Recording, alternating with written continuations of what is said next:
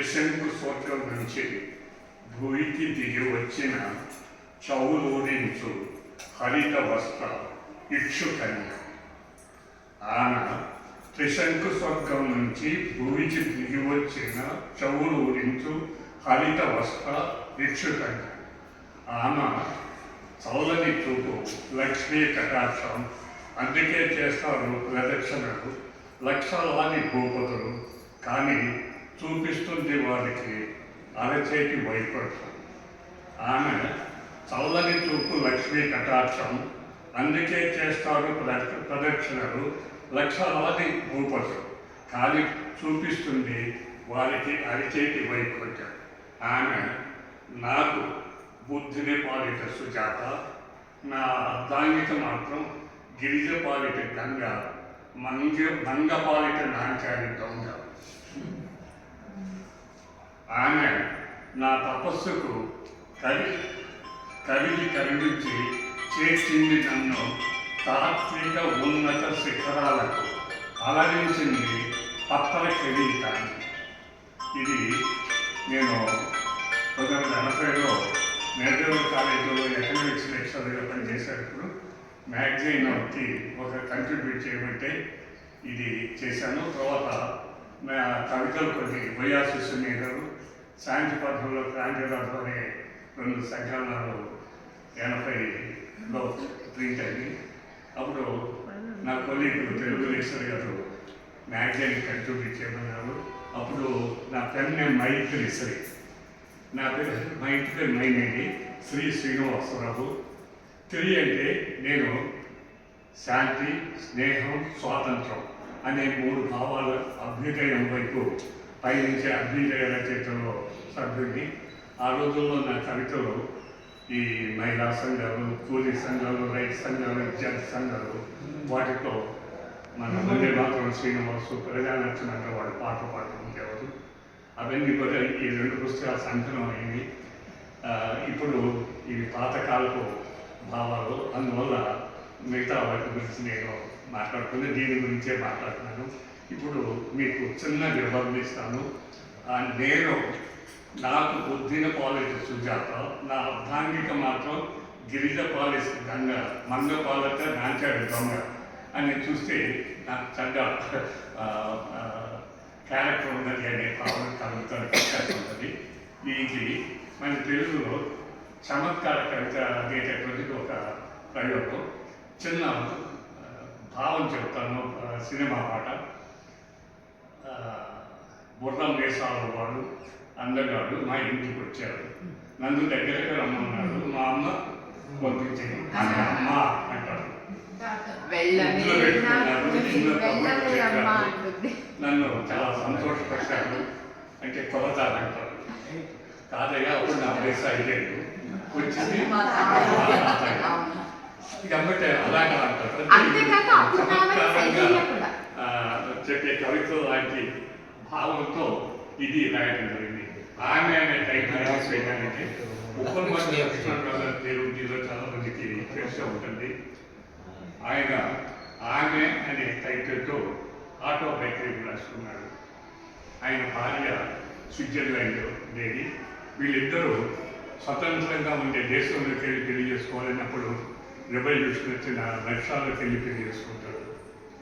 అక్కడ ఆయన ప్రగతి ప్రయత్నంలో భౌతిక శాస్త్రం, నిత్య జీవితం భౌతిక శాస్త్రం పుస్తకం చేశారు. చాలామంది ఆ పుస్తకంతో నేర్చుకుంటారు. ఆయన నిశ్చితారు. ఆయనలో నాకు 2 రోజులు చేసే అవకాశం దొరికింది. ఆయన జీవిత చరిత్ర ఆమె కాబట్టి ఇది నా జీవితంలో ఘట్టం. ఈ ఆమె అనేటటువంటి భావన, ఈ ఘట్టాన్ని దీనికి పెట్టాను. నేను సరే ఈ ఆమెకి అర్థమేంటో మీకు చిన్న క్లూ ఇస్తాను. నేను కాలేజీలో చదువుకునేటప్పుడు 80sలో నిడదవోలో ఒక విలేజ్, డెవలప్మెంట్ విలేజ్ కాలేజీ, చుట్టుపక్కల విలేజ్ సైకిల్ మీద స్టూడెంట్స్ వస్తూ ఉంటారు. నేను లెక్చర్స్ని కూడా సైకిల్ మీదే కాలేజీకి వెళ్ళడం. ఊరు బయట ఉంది కాలేజీ. రైతులు భూమి ఇస్తే బిల్డింగ్స్ పెట్టారు, చుట్టూ చెరుకు తోటలు ఉంటాయి. ఆ ఏరియా అంతా కూడా చాగల్లో ఏరియా చెరుకు పక్కన ఉంటాయి. సరే నేను సైకిల్ దిగి వెళ్తున్నాను. ముందు ఒక అమ్మాయి వెళ్తుంది, ఫస్ట్ ఇయర్ అమ్మాయి, కాలేజీ బిఎస్సి చదివే సన్నగా పొడవుగా నాజుగా ఉంది. ఆ అమ్మాయి వెళ్తుంటే వెనక పొడవాడు సహజం. అరే చెరుకు గారు పోతుందో చెరుకు గల ఆ అమ్మాయిని చూసి ఇటు తిరిగి అన్ని చూసేటప్పుడు నేను సైకిల్ పెట్టి నేను వస్తున్నాను. అప్పుడు ఆ కుర్రవాళ్ళు ఎలా కవర పాడుకొని తెలియక నా దగ్గర నాతో, సార్ మీరు ఈ అబ్బాయి కొత్తగా సైన్స్ గ్రాడ్యుయేట్ చేరాడు, మిమ్మల్ని గురించి మీరు చెరుకు వ్యవసాయం అనేదాన్ని పిహెచ్డి చేశారని చెబుతాను సార్ అని మార్చాడు, కవరం చేశారు. చెరుకు కదని నాకు చెరుకు వ్యవసాయం అనే సబ్జెక్ట్ మీద పిహెచ్డి చేస్తే నాకు డాక్టరేట్ డిగ్రీ వచ్చింది 80లో. ఇది నా జీవితంలో ఒక ఘట్టం. ఏంటంటే పిహెచ్డి తెచ్చినటువంటి చెరుకు. ఇప్పుడు ఆమె ఎవరో మీరు చెప్పేస్తారనుకుంటా. చెరకు, ఈ చెరకుకు సంబంధించిన పిహెచ్డి చేసేటప్పుడు చెరకుకు సంబంధించినటువంటి పర్వాలేదు చెప్పండి. పుట్టుకల గురించి చదువుతుంటే పురాణాల్లో ఉండేటటువంటి ఒక ఆధారం ఉంటుంది. ఏంటంటే త్రిశంకుడు బొందితో స్వర్గానికి వెళ్ళాలనుకుంటాడు, దేవేంద్రుడు ఒప్పుకోడు. విశ్వామిత్రుడు కోపం వచ్చేసి త్రిశంకుడిని స్వర్గం అని చెప్పేసి ఒకటి సృష్టిస్తాడు. ఆ త్రిశంకు స్వర్గం ఏవైతున్నాయో అది సృష్టించడమే కాకుండా కొత్తగా దేని తను సృష్టిస్తారు. అందులో చెరకు. ఆ తర్వాత దేవలోకం నుంచి మేము త్రిశంకు స్వర్గానికి వెళ్తాం మొదలెడతాం. ఈ చెరుకు ఈ గొప్పతనం దీని యొక్క స్వీట్నెస్తో త్రిశంకు స్వర్గం అంటే చివరికి రాజుకి వచ్చి ఏదో రకంగా నేను ఆయన వచ్చిన తర్వాత ఆయన నుంచి పదవిస్తాను అని చెప్పి విశ్వామిత్రుడితో సంధి చేసుకుంటే విశ్వామిత్రుడు త్రిశంకు స్వర్గాన్ని రద్దు చేసి అన్నీ కూడా స్వర్గానికి పంపించిన ఇతని చెరుకును మాత్రం భూమి మీద ఇక్ష్వాకు రాజులకి గిఫ్ట్గా ఇచ్చాడు. అతి ఇక్ష్వాకు రాజు అనమాట ఇతను త్రిశంకుడు. అప్పటి నుంచి ఆ రాజులు ఆ పంటతో చాలా సుభిక్షంగా, చాలా ఆనందంగా, ఆరోగ్యంగా, తీపి పదార్థాలతో జీవితం సాగుతూ వస్తుందని పురాణ కథ చదివాను. అంటే నేను పిహెచ్డి చేసుకుని చెరుకు ఆరిజిన్ గురించి. అదే క్యూబా మొదలైన కరేబియన్ కంట్రీస్లో మనకి చెరుకు గరగ అనిపిస్తుంది. మనం అప్పుడప్పుడు ముక్కలు చేసుకొని చెరుకు రసం చేసాము. ఆ క్యూబాలో చెట్టు మానులాగా ఉంటుంది అన్నమాట. చెట్టులాగా ఉంటుంది, మొక్కలాగా గడలాగా ఉంటుంది. చెట్లు అక్కడ రంపాలతో గడ్డలతో చెరుకు దొరుకుతారు. ఆ క్యూబాలో 365 రోజులు షుగర్ ఫ్యాక్టరీస్కి చెరుకు లభిస్తూ ఉంది. చెట్లు వాళ్ళు రష్యా మొత్తానికి కూడా సప్లై చేస్తారు, చిన్న కంట్రీ. అట్లాంటి చెరుకు మన ప్రాంతంలో మాత్రం గడిగా ఉంటుంది. దానికి రెడ్డు కాపాడతారు, మొలక రెండోసారి మూడోసారి విత్తనాలు వేయకుండా కోసేస్తే అదే మొక్కలుగా వస్తాయి.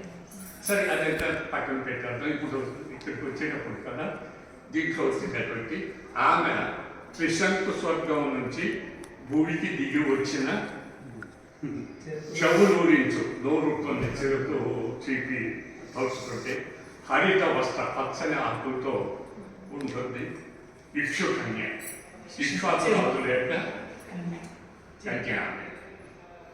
ఇది ఫస్ట్ పాయింట్. ఆమె చల్లని చూపు చెరుకు బాగా పండి వస్తే లక్ష్మీ కటాక్షం. రైతుల్లో చెరుకు పండించే వాళ్ళు లక్షాధికారులు. ఆ ప్రాంతంలో 2-3 ఎకరాలు ఉన్నోడు కూడా లక్షాధికారులు కింద లెక్క. మేము గుంటూరు జిల్లాలో మెట్టపల్లి వేసేవాళ్ళు 5 ఎకరాలు వస్తే పూర్తి ఆదాయం. అట్లాంటి లక్ష్మీ కటాక్షం. అందుకే చేస్తారు ప్రదక్షిణలు లక్షలాది భూపతులు. అంటే భూములు వాళ్ళందరూ చెరుకు వేస్తారు. ఇక నెక్స్ట్ కానీ చూపిస్తుంది వారికి అవినేటి వైపడ్డం. ఒక్కొక్కప్పుడు చెరుకు పండిస్తే అప్పులు పాలైన వాళ్ళు కూడా ఉన్నారు. మంచి చెరుకు షుగర్ ఫ్యాక్టరీ వాళ్ళు డబ్బు ఇవ్వకపోతే అప్పులు పాలయ్యే రైతులు ఇబ్బంది పడుతుంటారు. ఎంత చేసి అంత లక్ష్మీ కటాక్ష చూపించైనా సరే కానీ చూపిస్తున్న వరికి వైకుంఠంలో అరచేటి వైకుంఠం అంటే డబ్బులు ఏమీ మిగలవు.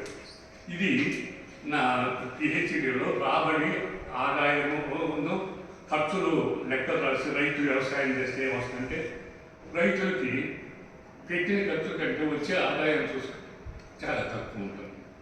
ఆ సంవత్సరం అది ఆ రోజున ఈనాడు పేపర్లో బాక్స్ కట్టేస్తారు రైతులకి అలసేపులో స్వర్గం అని శ్రీనివాసరావు గారి పిహెచ్డిలో ఈ విషయాలు తెలియని రైతులు ఇంటి పెడుతుంటే 100 పైసలు పెడుతుంటే వచ్చేది 90 పైసల ఆదాయం అది వచ్చిందన్నమాట. అది దీన్ని చూపిస్తుంది వారికి. అది ఆమె నాకు బుద్ధుని పాలిట సుజాత.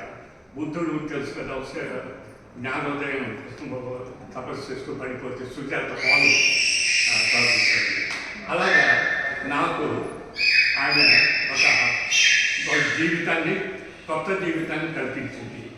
సుజాత బుద్ధుడికి కల్పించినట్టుగా చెరుకు పిహెచ్డి నాకు ఒక కొత్త జీవితాన్ని. అదేంటంటే నా అర్థానికి మాత్రం నేను పిహెచ్డి చేసేటప్పుడు 5 సంవత్సరాలు చేయాలి.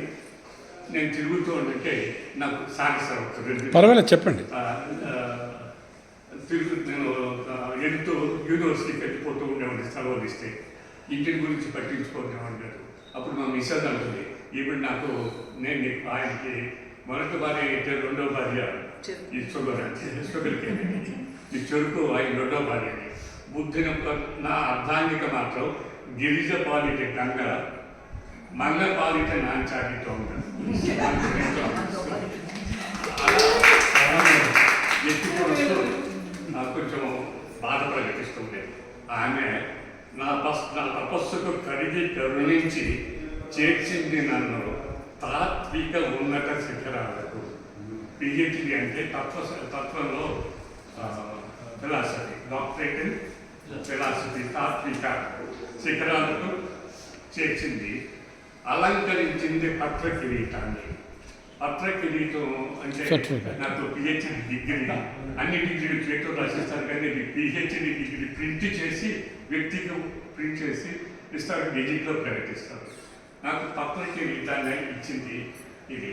పత్ర కిరీటాన్ని ఎందుకంటే ఇక్ష్వాకురాజులు వాళ్ళు కారుణేశ్వర అంటే రాజ్యాభిషేకం చేసేటప్పుడు ఆ రోజుల్లో ఈ చెరుకు ఆకులతో కిరీటం చేసి తల మీద పెట్టి గౌరవిస్తారంట రాజుల్ని. ఉన్నతంగా రాజరికం ఇస్తారు.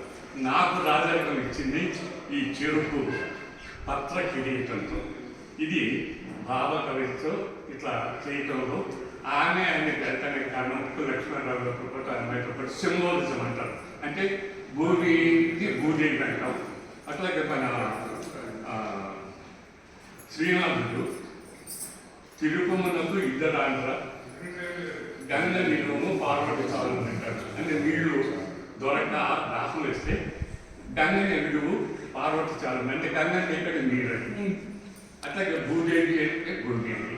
అలాగే మన పోతన గారు భాగవతాన్ని రాసేటప్పుడు నా పల్లవ కోమల కావ్య ఒక కన్యగా భారతాన్ని చెబుతాడు. ఇట్లా సింబాలిజం చేశారు. కాబట్టి నా చెరుపుకి ఆమె అనే ఒక అందమైన రూపం ఇస్తూ అప్పుడు చేశాను. అంటే అందరూ మిస్అండర్స్టాండ్ చేసుకోకుండా ఉండటం కోసం ఎవరు ఇంకో పేజీలో ఇచ్చాను ఆమె అంటే అని చెప్పి ఇంకో పేజీలో చూడమని ఇచ్చాను. ఇది ఎందుకో మీ ముందు ప్రదర్శించడం అనుకున్నాను.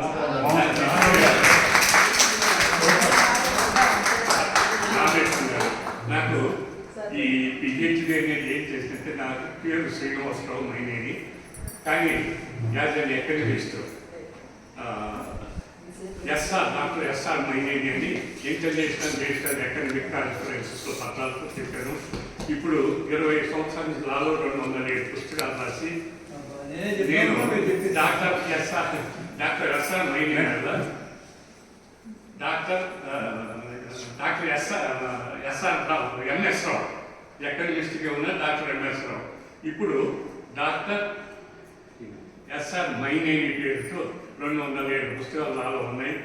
వీటిలో 10 హిందీలో తర్జుమైనాయి. ఇప్పటికి తమిళనాడు పబ్లిషర్ చెప్పారు. తమిళనాడు గవర్నమెంట్ వాళ్ళు తమిళ్లో ట్రాన్స్లేట్ చేసుకుంటామని అగ్రిమెంట్ చేసుకున్నాను తన పుస్తకాలన్నీ. న్యాయంలో బయట లోకంలో కన్యాకుమారి నుంచి కాశ్మీర్ దాకా నా పుస్తకాలు ఉంటాయి. నా ఆటోబయోగ్రఫీ ప్రింట్ అయింది. అది రాయల్ అప్డేట్స్లో పబ్లిషరు కన్యాకుమారి హాస్పిటల్ లా లైబ్రరీలో నా బయోగ్రఫీ పెట్టారు. అది కాపీ ఒకటి రామకృష్ణ గారికి ఇచ్చాను. ఇది నా ఆమె నేను. పర్వాలేదు. వీరు 207 పుస్తకాలు రాశారండి. వీరు చదవని కోర్స్ లేదు, వీరు చదవని సబ్జెక్ట్ లేదు, వీరు టీచ్ చేయని సబ్జెక్ట్ లేదు. తెలుగులో శాస్త్రాల పరిచయం అనే 207 పుస్తకాలు రాసి ఆంధ్ర యూనివర్సిటీ వాళ్ళు బిఏ ఎల్ఎల్బి స్టూడెంట్స్ ప్రిస్క్రైబ్ చేసుకుంటారు తెలుగులో. వాటిలో సగం పుస్తకాలు అన్ని ప్రిస్క్రైబ్ చేశారు. కాలేజ్ గ్రాడ్యుయేషన్ లెవెల్లో, పీజీ లెవెల్లో అందులో 207